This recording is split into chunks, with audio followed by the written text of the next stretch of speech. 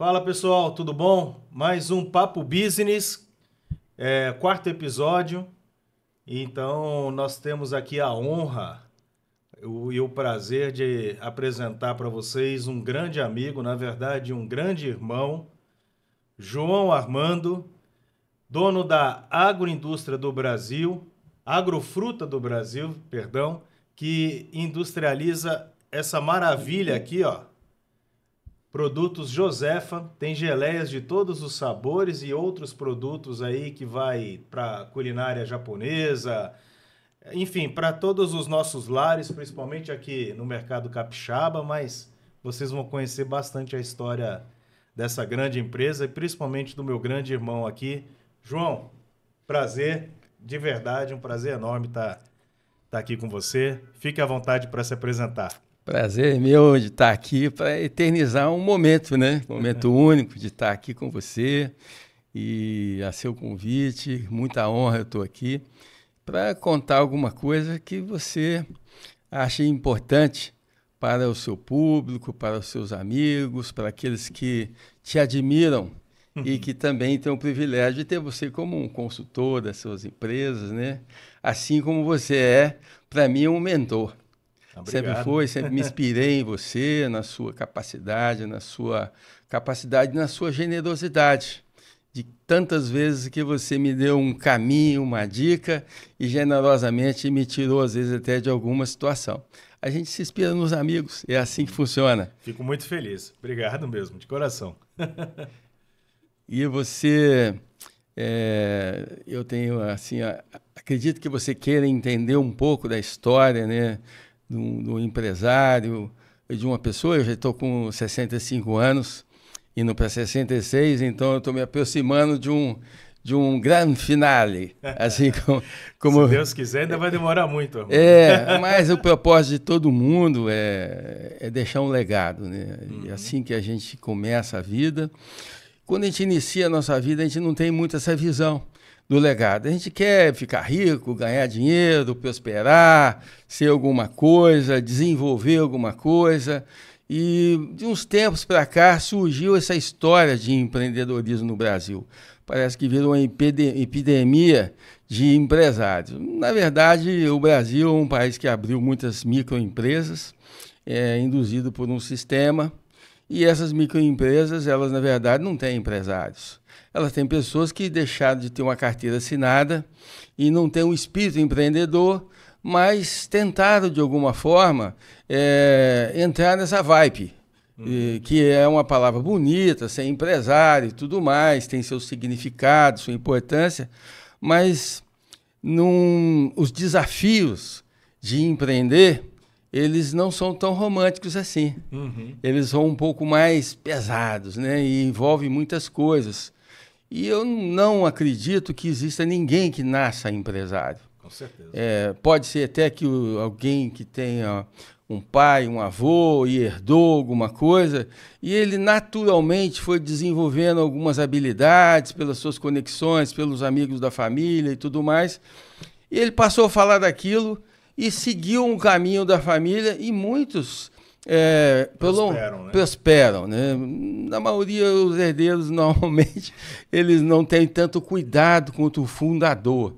Mas essa mudança dos últimos 50 anos que eu passei, a minha geração passou, uma mudança muito profunda, né? Que eu saí do Telex. E hoje eu estou aqui no iPhone já indo para o 16.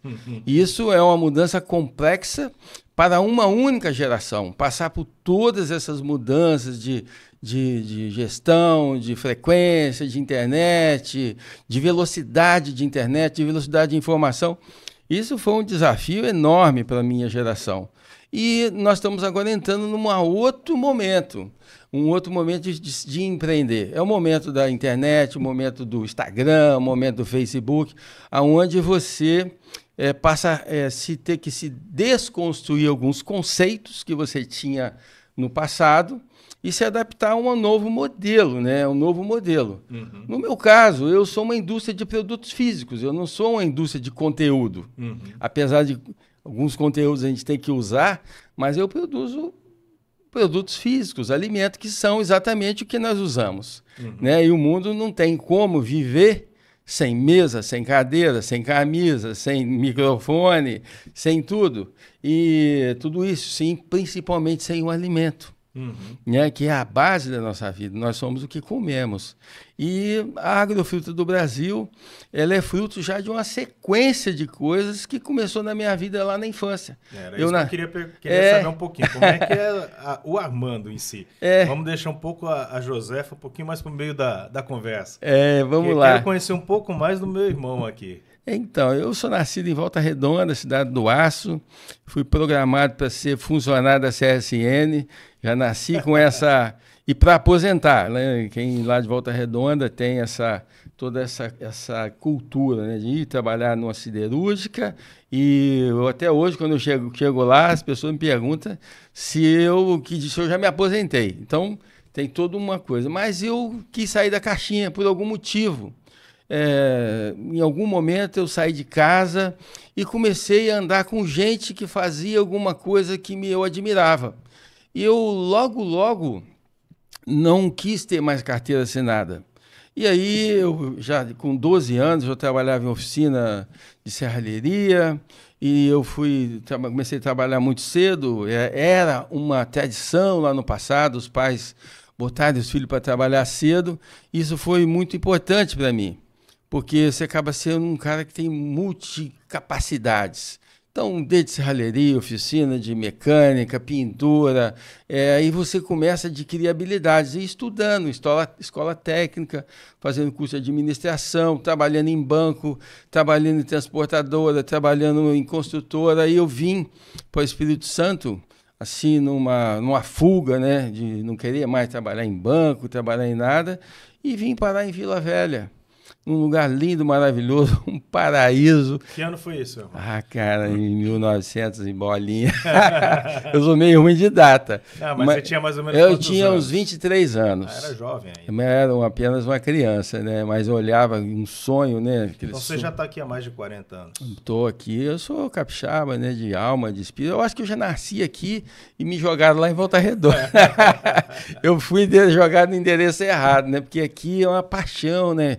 O capixaba tem essa paixão pelo que ele tem, né? Que é um patrimônio dele, ele se incorpora ao lugar que ele vive, né? Dificilmente você vai encontrar alguém que mora aqui que não tem orgulho desse lugar. E ao chegar aqui, numa moto, eu vim de Volta Redonda para cá, em cima de uma moto, debaixo de uma chuva danada, olhei aquilo, falei, aqui eu vou ficar. E logo montei uma serralheria, onde eu morava lá dentro. E fui fazer grade, janela, portão, junto com uma pessoa.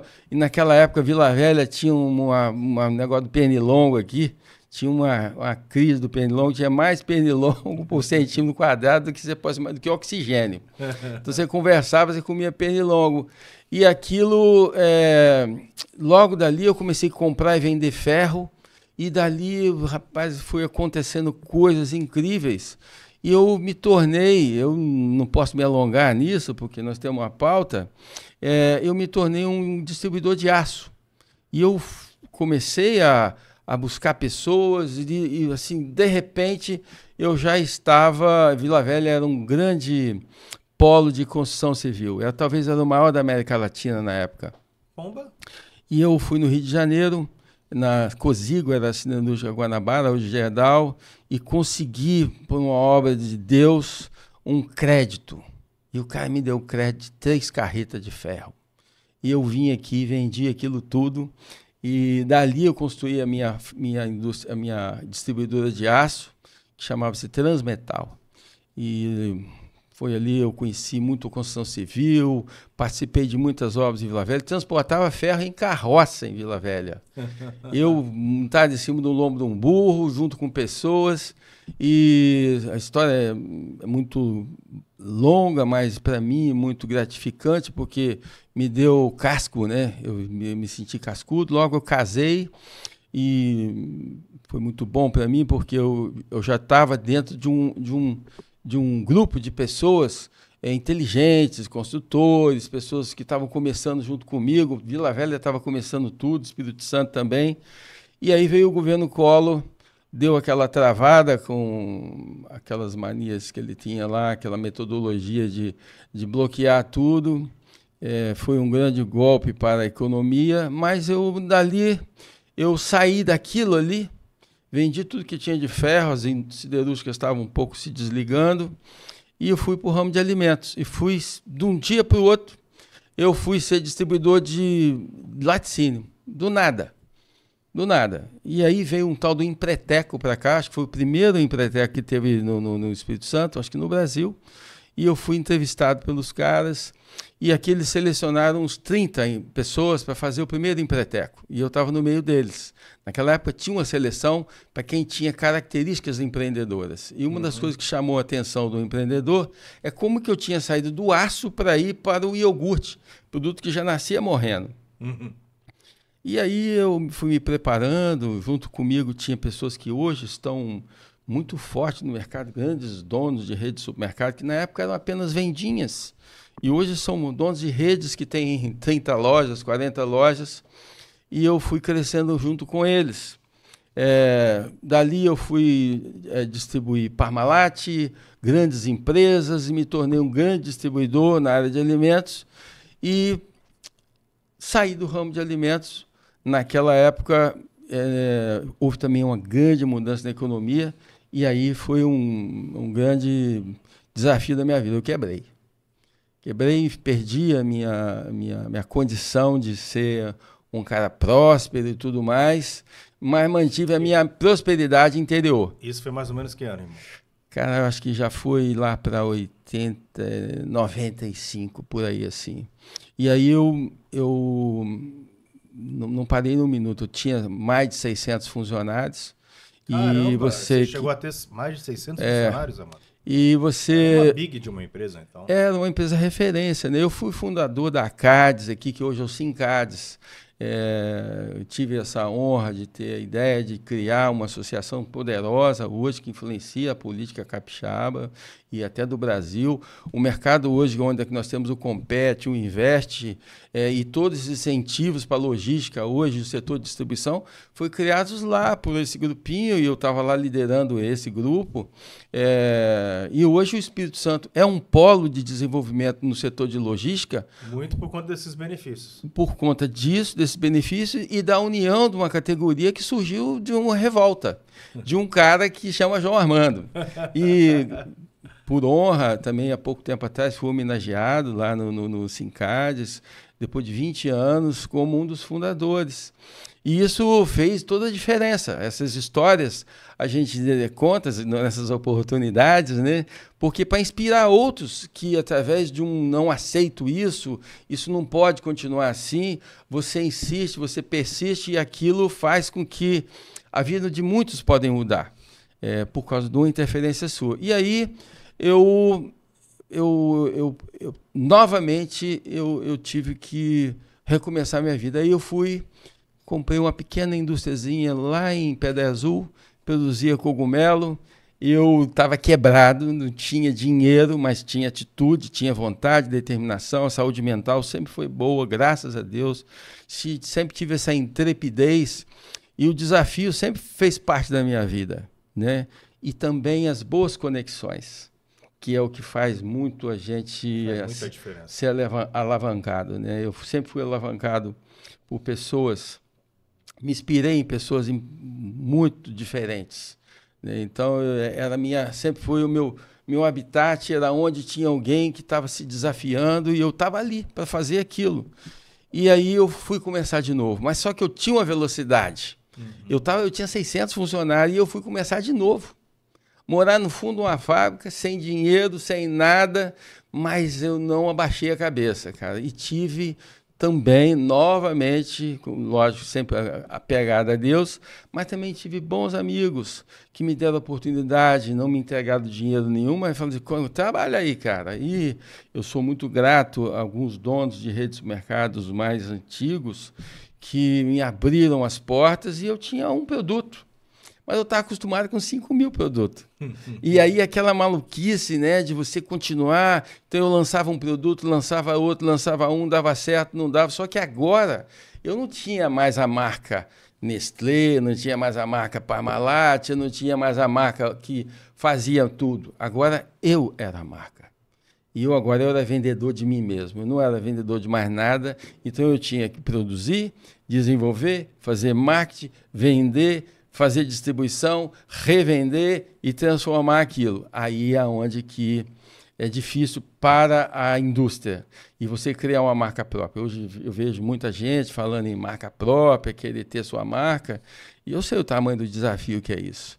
Hoje tem a internet, que tem a velocidade, mas existe um negócio que trava qualquer propaganda enganosa, seja ela qual for. É o consumidor.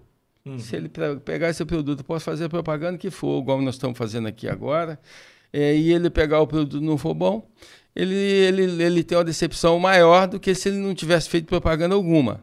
Então, manter esse padrão e tal, e aí fundou-se a Agrofruta. A Agrofruta do Brasil, ela tem agora, vai fazer mais ou menos 10 anos que eu tenho a empresa, hoje uma empresa com sede própria. E quando eu saí do setor de distribuição, eu achei que com essa minha coisa meu jeito de ser, né, muito autoconfiante, sempre alavancado por banco, eu sempre fui muito corajoso, cara. E eu não aconselho muitas pessoas fazerem o que eu fiz, não. Arriscar tanto, né? Não. Era o meu jeito de ser. Eu sempre andei muito no limite de muita coisa. Não é aconselhar você um consultor, sabe, que plano de negócio, prudência, planejamento estratégico é o que é o correto. Existem pessoas que são um pouco diferentes. Mais aceleradas. Costuma dar certo, mas também dá errado. E se der errado, ele tem que ser bom para reverter. E não é todo mundo que aguenta isso aí. É uma pressão muito maior, né? É a pressão. Porque então, como você falou, ficar sempre muito no limite, né? Então, o estresse também fica sempre muito no limite. Sim. Eu sempre vivi assim. Eu confesso para você que eu sempre vivi assim um pouco fora do padrão. Não é um padrão aconselhável. Quando nos conhecemos em 2018, parece que não, já faz aí uns 5 anos aí para mais. Bastante, a empresa ainda estava engatinhando muito, né? Apesar de já ter 5 anos, você de lá para cá cresceu bastante, né? Naquela época que nós nos conhecemos, eu não te contei tudo. Né? Por que eu não te contei tudo? Porque era muito pesado. O que eu estava passando naquela época era muito pesado para me dividir. Então, apesar da gente ter aquele jargão, né, quando você tem uma carga que você não pode carregar, divide comigo. Mas eu não podia dividir, porque era muito pesado. Então, quando iniciei a Agrofruta, eu posso falar aqui, acho que eu vou falar a primeira vez isso. Eu tive um sócio, e esse meu sócio ele teve um problema na empresa dele, um problema grave, e aquilo contaminou a minha empresa de um tamanho muito pesado. É uma contaminação indevida, ela foi uma contaminação jurídica na área tributária, e eu passei de uma hora para outra a ter que responder coisas que eu não tinha que responder, e ainda até hoje, 10 anos, convivendo com 2 bolas de aço nas pernas e numa dívida tributária de 3 bilhões, que não é minha. E você, quando tem um negócio desse no seu histórico, você é impedido com o banco, você é impedido com o fornecedor, você é impedido com todo mundo. Mas eu sempre fui muito resiliente, eu superei até o que os advogados diziam que eu não ia conseguir. E agora eu já tenho conseguido algumas vitórias, e graças a minha, vamos dizer assim, primeiro a Deus, né? E a minha persistência, Deus me deu um dom de ser resiliente, cara. Isso aí é uma coisa que eu cultivo em mim, não desisto. Às vezes eu levo uma pancada, cara, 10 minutos de depressão, de tristeza, logo em seguida eu arrumo uma maneira, uma desculpa, um jeito para virar aquilo ali, transformar aquilo ali num limão para virar uma limonada. E eu transformei tudo isso e hoje em mais de 140 produtos. Hoje a Agrofruta é uma empresa que eu foquei muito na inteligência de automação. Então, eu tenho poucos funcionários, quer dizer, eu já tinha essa visão lá atrás, que nós íamos ter uma dificuldade de mão de obra e que o mundo ia caminhar para a automação. Então eu fui investindo em automação e aprendendo, porque a automação não é uma coisa simples. Sim. Não é uma palavra, vou automatizar. É todo um processo. Quase que você faz internamente até, né? Porque nem sempre tem os equipamentos específicos para o que você precisa, né? No nosso caso é quase tudo personalizado e tem um negócio, cara, startar uma máquina. Você compra uma máquina Demora, hoje... às vezes, meses para fazer ela funcionar. Cara, e eu não estava preparado para isso. Isso aí eu tive que me preparar em cima de choro e ranger de dentes. Ontem eu visitei uma empresa, uma fábrica de embalagem plástica. Ela faz o plástico que embala a banana. Ela vende muito por Nordeste, né? A Laís. E ela quebrou uma vez por conta de que, a primeira vez, né? Ela comprou a máquina, ela foi muito bem recomendada, né? Referenciada. Ela comprou a máquina, trouxe a máquina do sul, não sei qual estado. E ela já não tinha dinheiro para comprar a máquina, pegou dinheiro emprestado. E aí ela vendeu, já fez os contratos para as empresas para vender esse produto. A máquina demorou mais de 3 meses para, de fato, começar a expelir produto. Aí, ou seja, aqueles contratos todos foram cancelados. E aí ela veio a quebrar, né? Quebrou, mas ela, com muita persistência, a empresa está lá e só crescendo novamente. Mas é isso, né? Às vezes você confia demais. Principalmente no caso dela, você já tem muito mais experiência até, mas no caso dela, a primeira vez que vai montar uma indústria, vai comprar uma máquina, ou seja, na verdade ela só tinha um contrato e a ideia, o contrato do cliente e a ideia. Ela não tinha essa ideia, essa noção de que nós empresários, né, eu como consultor, você como empresário, não é só simplesmente, não é que nem um carro, comprou, deu a chave e liga. A máquina de uma indústria, às vezes demora meses para funcionar, né?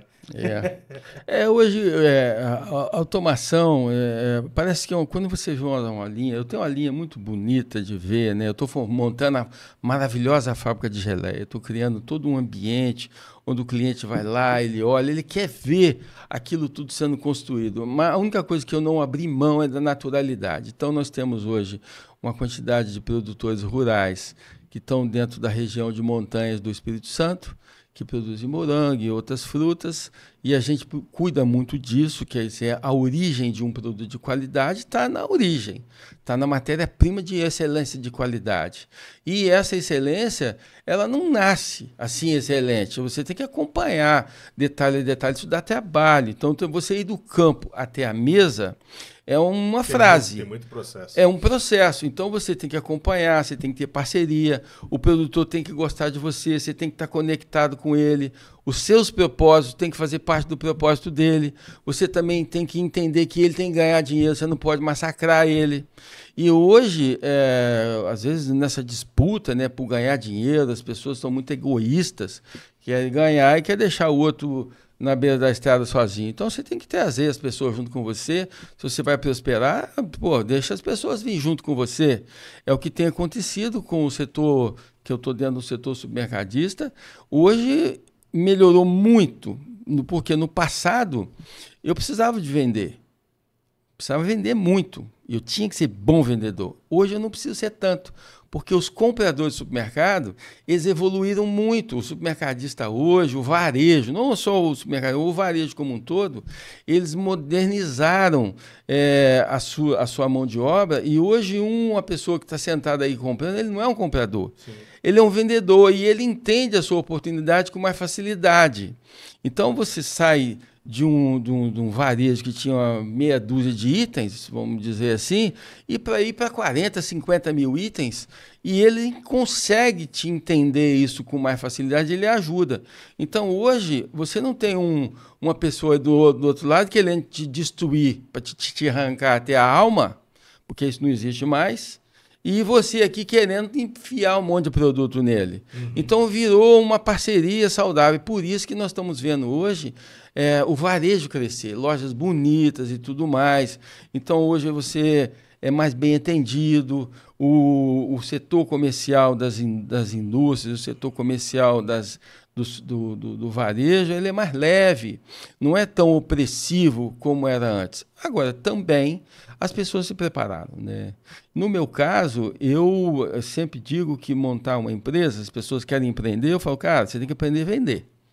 Se você não sabe vender, Cara, você tem que arrumar alguém para se associar com você que sabe vender. Porque o negócio, ele só funciona se vender. A venda que puxa na empresa, qualquer uma que seja, né? Então... Não tem como. Então, isso requer, primeiro, você ter bons produtos, requer você ter verdade. Você não pode ser um cara que fica naquele somebody love lá. Isso não existe mais, ninguém cai mais nisso, com raras exceções, mas a mentira tem pé na curta, como diz o outro, e a gente vai tendo que construir verdade. No nosso caso, no caso da Agrofruta, com os produtos Josefa, eu parti para várias coisas. Uma, a automação.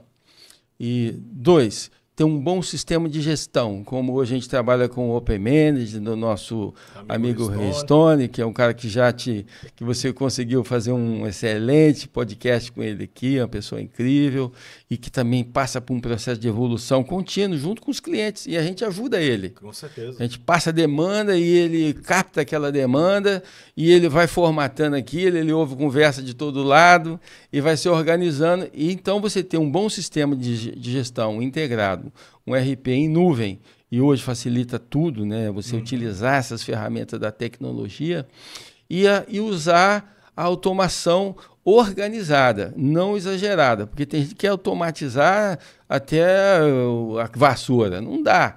Então, tem algumas etapas da empresa que elas vão continuar manuais, elas são necessárias assim. Hoje se fala muito nessa coisa aí do chat GPT, da inteligência artificial, vai funcionar, mas isso aqui que nós estamos fazendo agora, que é esse papo, nunca vai acabar, papo né? reto, essa energia, essa frequência, é isso que é a essência das coisas. Então, tem uma garotada aí, tudo até ficando rico, você até falou que tem uma turma ficando rico, mexendo com a internet e tudo. Isso é um grupo de pessoas que consegue fazer isso. Mas não dá para todo mundo se inspirar nisso, senão o mundo não vai ter comida, não vai ter mesa para sentar, não vai ter carro, não vai ter nada, senão tudo vai virar e-mail, vai virar Reels, vai virar Facebook. E não é assim que a sociedade... O mundo não gira assim, né? O mundo gira em cima de um carro, de um caminhão, de um avião, de um navio e tal. E isso precisa ser mais valorizado do que essa energia, que é um momento, é um boom de muita gente enriquecendo, ganhando like na internet. E isso é bom também, é legal, porque eles estão dando like e estão multiplicando uma informação, às vezes úteis, outras inúteis. Mas tem gente para tudo, né? Tem gente para consumir qualquer coisa.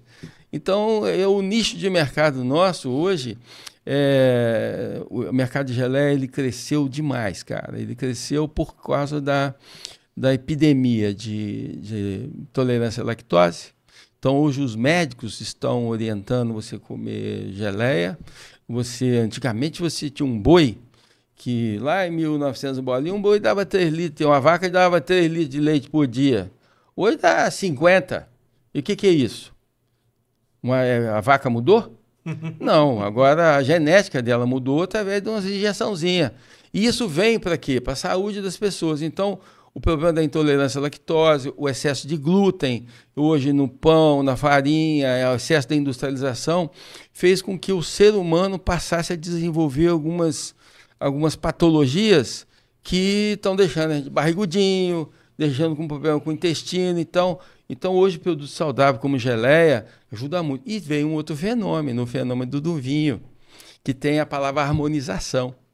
E o vinho trouxe muita coisa para o mercado, né? Então você passa hoje nas cidades, nas praias, nas beiras, no litoral, o que você vê olhando para os prédios? Varanda gourmet. E o que tem na varanda gourmet?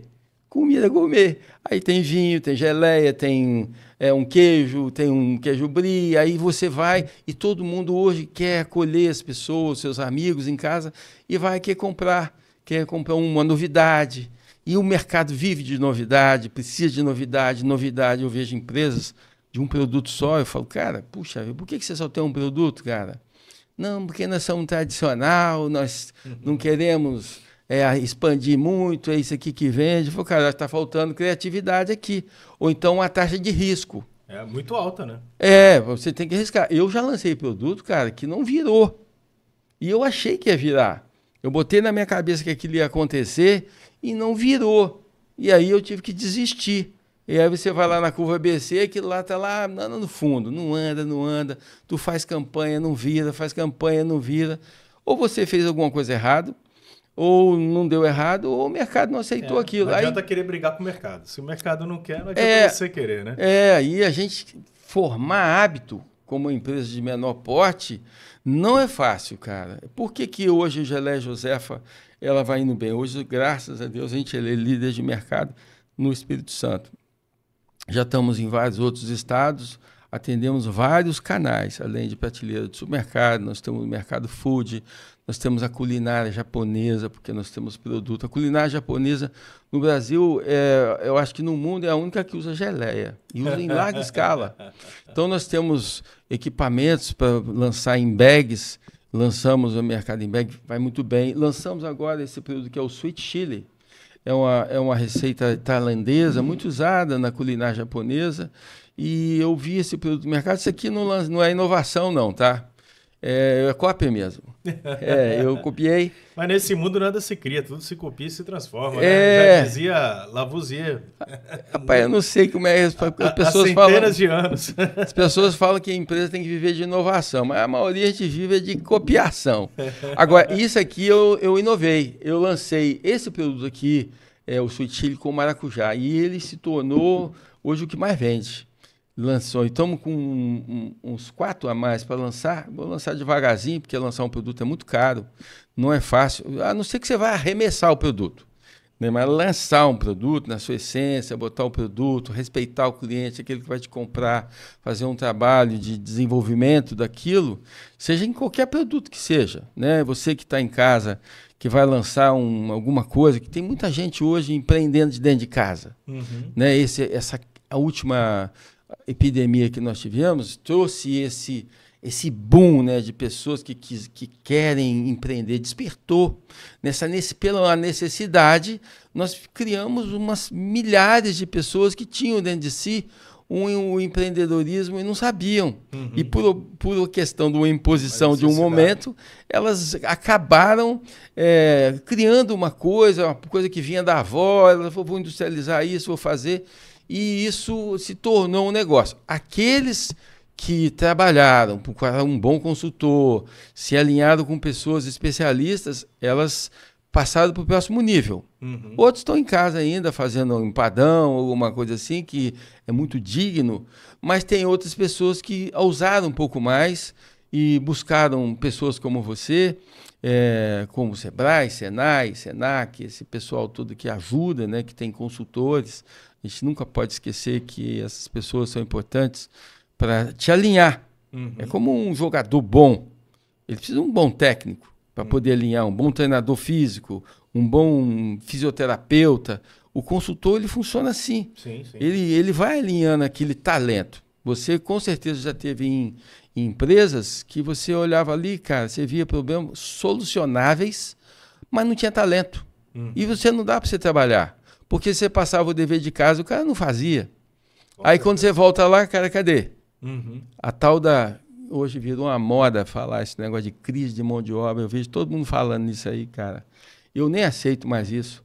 Porque o que aconteceu? Um determinado momento, alguém teve uma ideia de falar em crise de mão de obra. Crise de mão de obra. Aí começou todo mundo a repetir. Só que se uma mentira falada 7 vezes, vira uma verdade. Eu estou falando isso aqui, ninguém fala isso aí. Uma mentira falada 7 vezes vira verdade. Todo mundo sabe disso. Não é isso?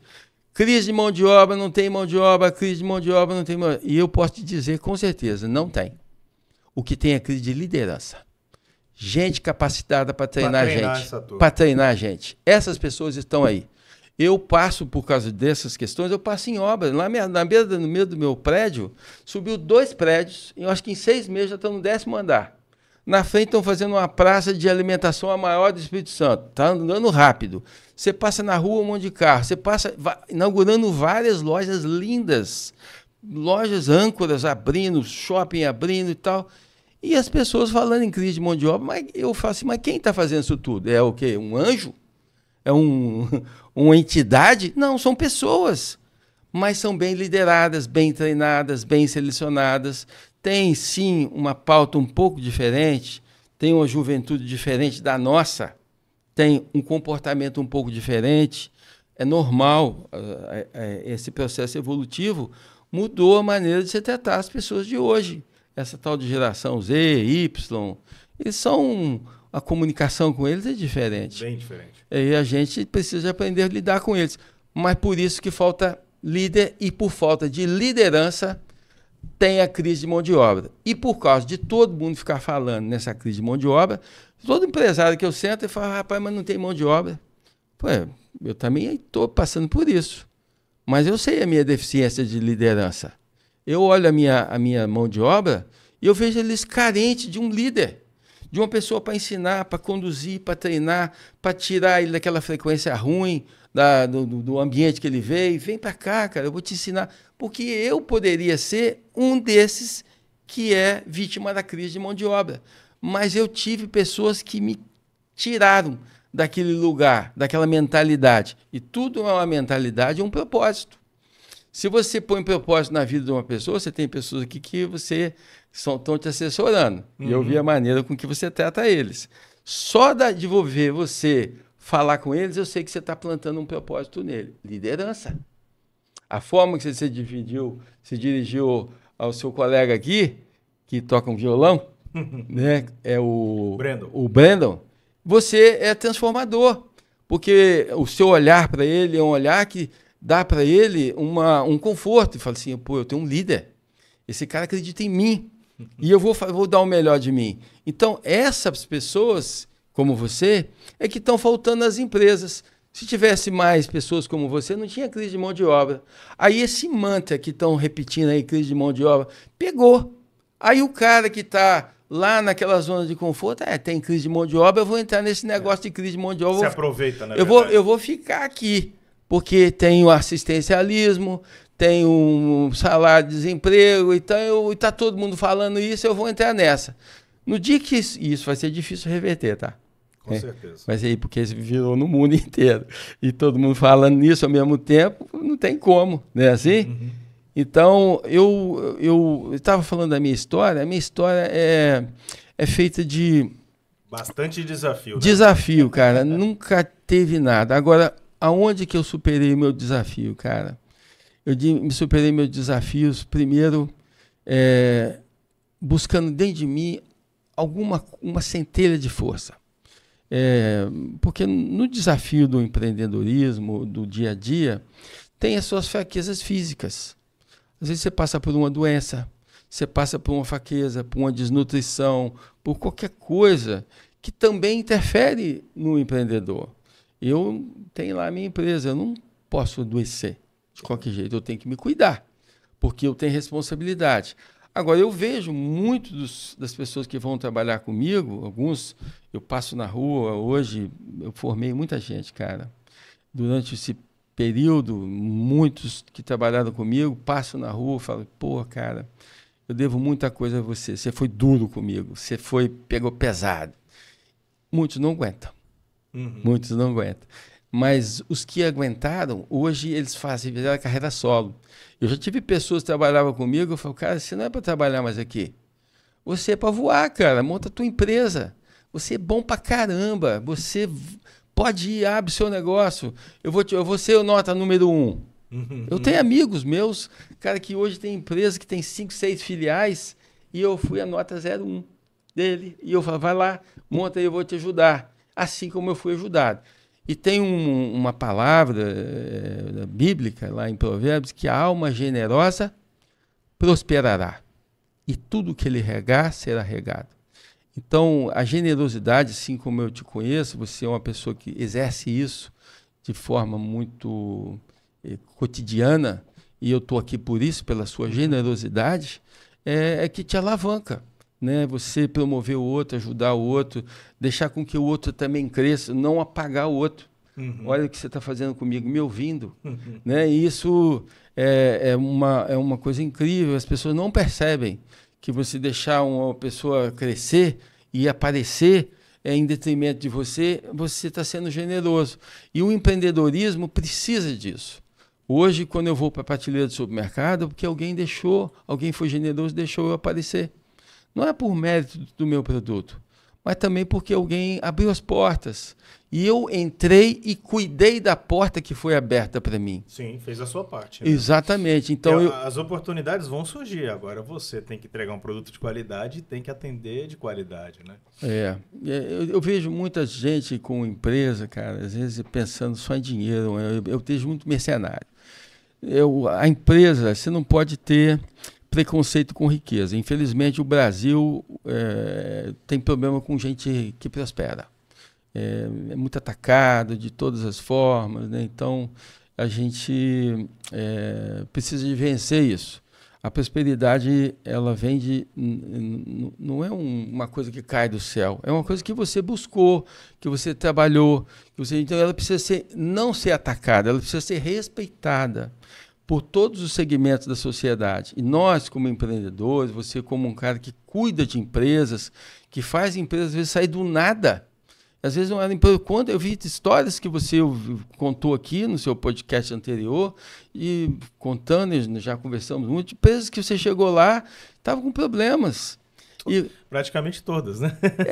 Porque tem essa áurea, vamos dizer assim, de que só vai chamar o consultor quando está com problema, né? Então, praticamente todos que eu cheguei, foi naquele nível assim de que, pô, eu não sei o que eu faço com a minha empresa, estou até com medo de quebrar. Então, mas graças a Deus... deslancha, né? E a generosidade do consultor, eu já tive muitos consultores que me procuraram, né?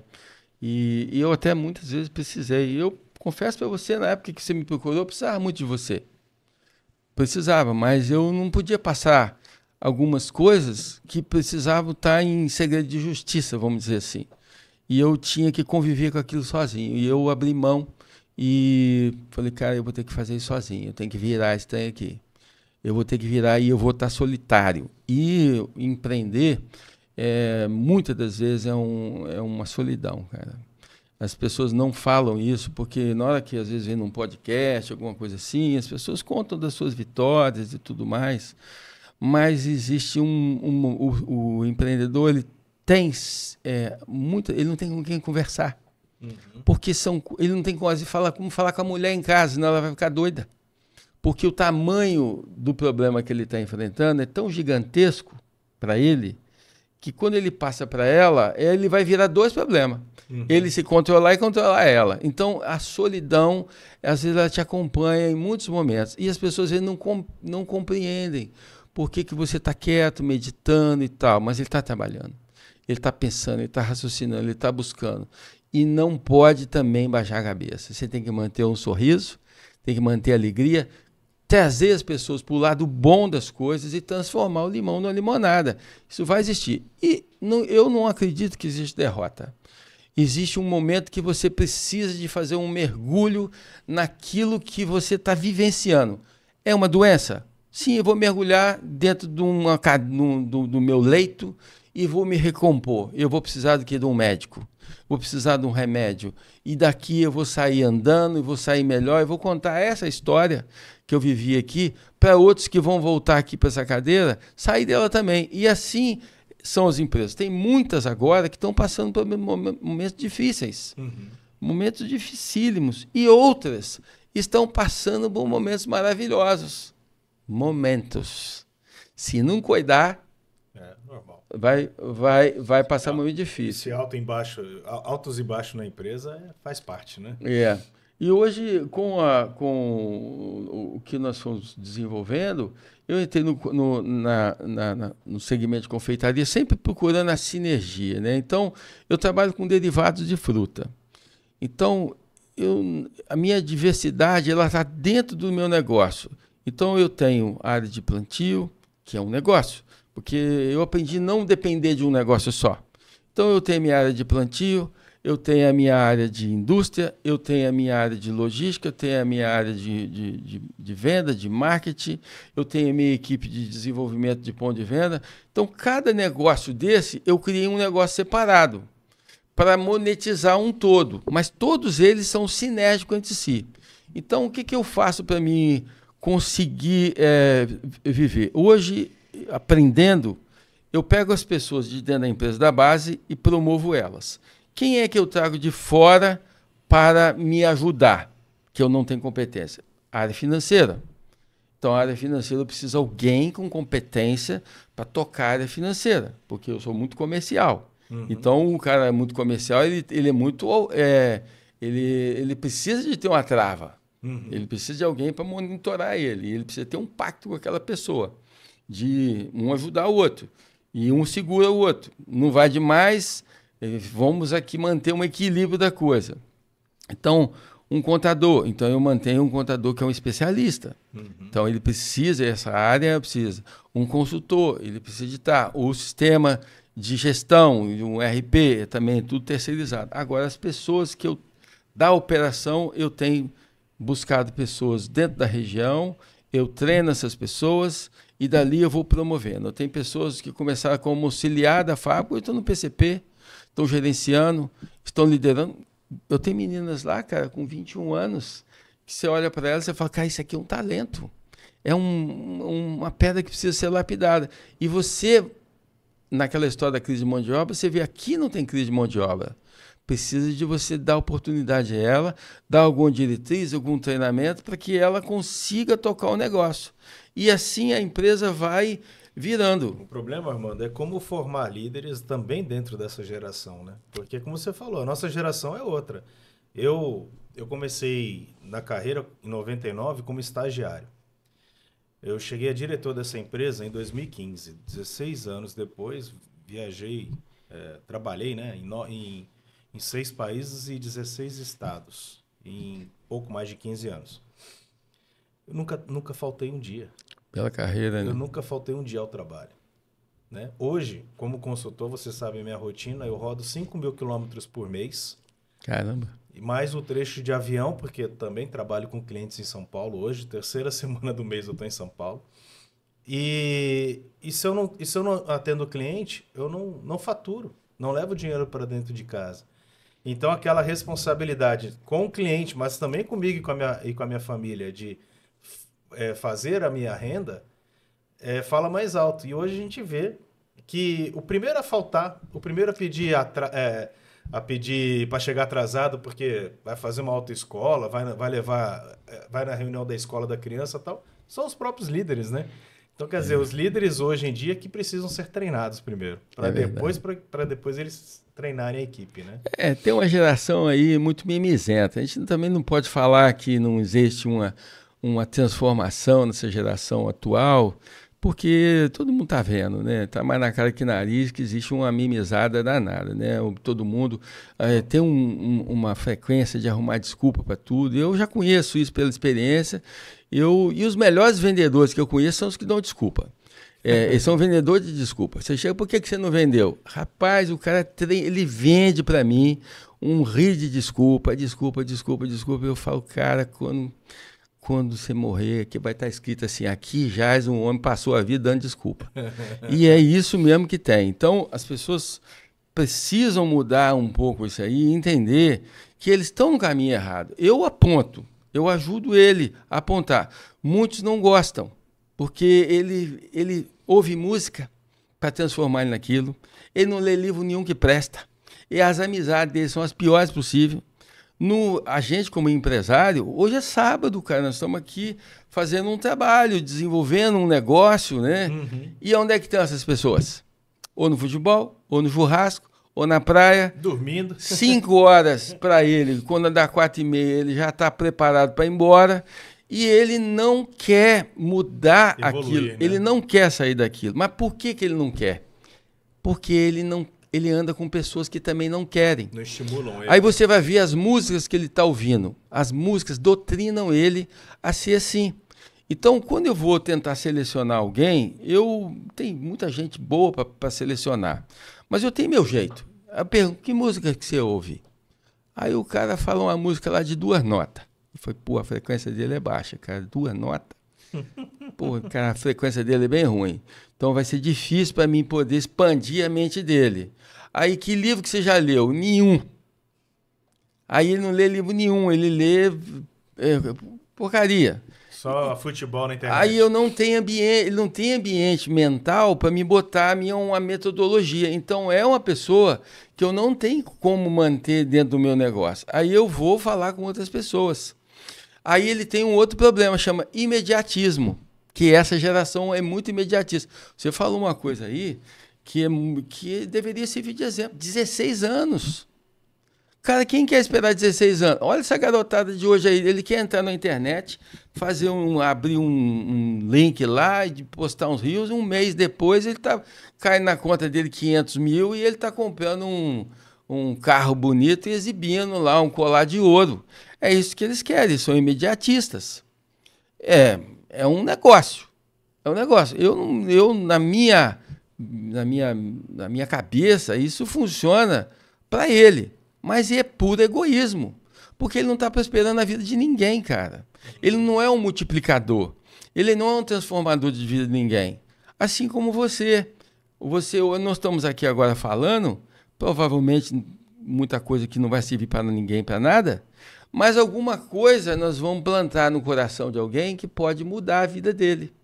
E o que eu posso dizer é o seguinte: muda as pessoas com quem você está andando, porque se o seu resultado é ruim, olha com quem você está andando, com quem você está conversando, que tipo de música que você está ouvindo. Na hora que você liga lá a telinha, qual o canal que você está vendo? Que filme que você vê no Netflix? Qual tipo de oração que você faz? Qual o Deus que você cultiva no seu coração? Você é honesto ou você é desonesto? Você, quando o telefone toca, você fala assim, diz que eu não estou em casa. Não. Você mente. Então, se você faz tudo errado, como é que você quer prosperar? Como é que você quer abrir uma empresa e prosperar? Ah, mas o imposto das empresas é muito alto. Cara, eu não acho, não. Eu acho que o imposto, ele tem uma curva que você conhece bem, a tal da curva de Laffer. É uma metodologia.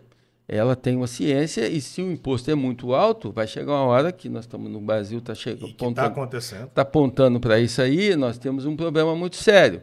Mas o problema não é o imposto. Eu sou um... que a economia travou, né? Eu sou um recolhedor de imposto. Eu ponho no preço e guardo o imposto. Só que tem um detalhe, por algum erro, se eu deixar de pagar naquele dia, no outro dia eu meto 20% em cima. E depois ele entra num negócio exponencial, que é juros sobre a multa, sobre juro, e 3 meses depois aquilo vai para a procuradoria, que mete mais 20% de honorário em cima, e aí você entra num juro sobre juro, e Einstein tinha uma frase que pouca gente sabe, e ele disse que uma das forças mais poderosas do universo é o juro composto. Então, quando o problema não é o imposto. Por exemplo, você vê hoje o Estado fala assim, nós temos um passivo tributário aqui, não sei quantos bilhões. Não é verdade. O passivo tributário de imposto de verdade é 1/4 daquilo. Uhum. O resto é multa, é juro, é honorário de procuradoria, é toda essa parafernália que vira uma enganação, que você acha que houve aquele monte de sonegação. Não tem. Uma empresa que está devendo 1 milhão de imposto para o Estado, se você for ver, na verdade, é 20% daquilo. O resto entra na exponencialidade. Uhum. E aí, quem ouve isso, fala, pô, esse cara sonegou R$1 milhão, cara. Cadê esse dinheiro? Esse dinheiro está na nuvem. Não é assim? Sim. Foi para a nuvem. Então, isso é que precisa ser esclarecido. Só que não tem ninguém com interesse de esclarecer isso. E aí, aonde que é o problema de ser empresário? Porque você é depositado num negócio de alto risco, que é imposto. Se você deixar de pagar aquela guia e não conferir o que o contador fez, e não utilizar das ferramentas de conferência, de auditoria, de assessoria, você vai ser pobre. E pobre difamado. Porque você vai ser quebrado, vai ser devido, vai vir oficial de justiça na sua casa e você vai ser uma pessoa que a sua família vai até renegar você. E os seus amigos não vão querer andar com você mais, porque você errou com imposto. E outro lugar que você deve evitar de ir, eu sempre alavanquei com banco, é banco. Uhum. Porque diz que se banco fosse lugar bom para ir, chamava poltrona. Não é assim? É verdade. Então, essa é nova, eu vou usar. Então, por quê? Porque quando você vai namorar, você não namora num lugar, numa cadeira dura, a não ser que você quer ficar pouco tempo. Mas ele vai namorar na poltrona, né, No quer confortar. sofazão, né? E banco é assim, um lugar para você ir usar pouco e sair de lá correndo. Saber usar, né? Porque hoje o juro que está aí num banco, cara, você está falando aí, hoje o cara que está pagando um juro de 150% ao ano, que estão falando que é pouco, cara, isso é uma doideira. Não tem produto que dá mais de lucro para isso. Agora, uma vez eu vi uma entrevista do Eike Batista, quando ele era um bilionário, um cara lá que estava na cabeça, e uma repórter fez uma pergunta para ele se ele era muito inteligente, estava acima de todo mundo. E eu vi um homem humilde falar muito legal, cara. Foi uma lição para mim. Ele falou, não, os caras inteligentes e bons de verdade são os caras do varejo. Porque eles têm uma margem de lucro pequenininha assim, e se eles errar só um cadinho, acabou a vida deles. Eu mexo com minério, com ouro, com petróleo, a margem de lucro é astronômica. Eu erro à vontade. E eu não quebro. Mas eu erro 10 vezes mais do que ele, então bons são eles. Vocês têm que dar crédito a esses caras do varejo. Muito bom. Porque eles trabalham com uma margenzinha pequena e precisa ser assertivo 99% das vezes. E é verdade, eu trabalho com 2 redes de supermercado como clientes e é impressionante como a margem é pequena. Qualquer erro é problema. É. Irmão, estamos chegando no final. Você, como já era esperado, como eu te conheço bem, iria dar um show aqui, iria falar bastante. Coisas que com certeza as pessoas vão gostar muito. Espero que seja mais um recorde do meu canal. E de coração, muito prazer mesmo, né? Uma satisfação enorme. A gente já vinha até falando de você em outros episódios, como aconteceu lá com o episódio do Ristone. Então, meus amigos, mais um episódio do Papo Business com meu grande irmão aqui, João Armando, dono dos produtos Josefa, tá? É líder de mercado no Espírito Santo. Quem não conhece ainda, vale a pena conhecer o quanto antes. Irmão, de novo, de coração, muito obrigado. Pode se despedir aí com o público, pode falar as redes sociais da sua empresa. Eu queria só agradecer você, Rafael, por essa oportunidade, esse momento maravilhoso de estar com você, que é uma pessoa incrível, é uma referência para muita gente como consultor, mas principalmente pela sua honestidade, pela sua integridade, pela sua maneira com que você mantém as suas amizades, os seus relacionamentos. Está aí tanta gente querendo vir, estar com você aqui, te prestigiar nessa sua jornada nova, eu tenho certeza que vitoriosa. E dizer para aqueles que estão nos olhando aqui, nos vendo, que falar muito não é talvez uma coisa tão interessante. A gente tem que ter um pouco de conteúdo. E isso é fruto de andar com pessoas boas, de ler bons livros e de procurar, nos momentos difíceis, você extrair o melhor. E quem quiser empreender, procure uma consultoria, veja dentro de você. E se você estiver numa empresa com uma carteira assinada, empreenda lá dentro. Acredite que você, dentro de uma empresa, você é tão empresário quanto o dono da empresa. Se você fizer bem o seu trabalho, saber que ali você está desenvolvendo uma tarefa, serviço, produzindo, você é um empresário. Não existe divisão do nós contra eles, empresário, funcionário. Nós todos somos empreendedores quando pensamos que somos. E cada tarefa é importante. Não é porque eu tenho uma empresa, sou mais importante daquela pessoa que exerce muito bem uma tarefa de desenvolver esse produto. Um engenheiro de alimentos, um engenheiro civil, seja lá quem for, você ser empreendedor. Uma pessoa que está operando uma mesa aqui, ele é um grande empreendedor, porque ele nos proporcionou aqui um serviço. E se ele pensar como empreendedor, assim ele o será. Tem muito empresário que tem empresa, mas não tem um pensamento nem atitude de empresário. Nós estamos aqui para prosperar e ser multiplicadores. Isso aí. Empresário não pode ter um ponto na testa. Ele tem que ter um sinal de vida. Ele não pode chegar no final do dia e falar o que eu fiz hoje. Ele tem que pensar assim, quantos fizeram por mim hoje? Perfeito.